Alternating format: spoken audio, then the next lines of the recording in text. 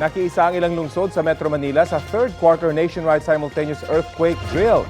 At may ulat on the spot si Mark Makalalad ng Super Radio DZBB. Mark?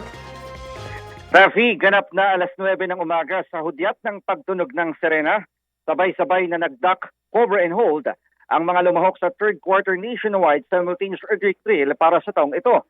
Pinangunahan nila Office of Civil Defense Administrator, Undersecretary Ariel Nepomuceno, CIVOX Director Teresito Bacolcol at Social Welfare and Development Undersecretary Diane Rose Cahipe ang ceremonial pressing of the button sa Barangay Capitolio sa Pasig City.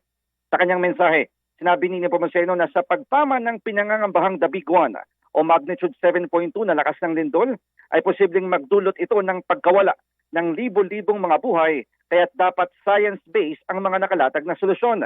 Binigyang diin din ni Nepomuceno ang kahalagahan ng pakikisa ng bawat isa sa pagsunod sa mga panuntunan tuwing may sakuna upang mabawasan ang mga casualty. Sa kanyang panig naman, sinabi ni Cahipe na hindi lang dapat tuwing may earthquake drill maalala ang mga dapat gawin sa sandaling tumama ang lindol kundi sa lahat ng pagkakataon. Ang pagtamaan niya ng lindol ay hindi maaaring malaman ng mas maaga kaya't mainam na pag-aralan ang mga hakbang na inilatag ng pamahalaan upang masagip hindi lamang ang sariling buhay kundi ang buhay din ng iba. Pagtunog din ng alarma, eksakto alas 9 ng umaga. Sabay-sabay na nag-duck, cover and hold ang mga kawani ng Pasay City Hall, maging ang mga estudyante ng kalapit na paaralan ay lumabas ng pasilidad at nagtipon-tipon sa isang open area sa kahabaan ng FB Harrison. Pinangunahan ng mga kawani ng Pasay City Disaster Risk Reduction and Management Office at ilan pang lokal na ahensya ang drill. Kung saan, meron ding ibang mga senaryo tulad ng pagtugon sa mga nasaktan, medical evacuation, pag-apula ng apoy at rescue operations.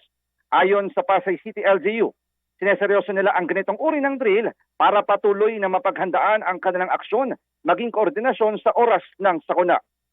Nakisa rin sa earthquake drill ngayong umaga ang mga officer at personnel ng Manila Police District sa Maynila.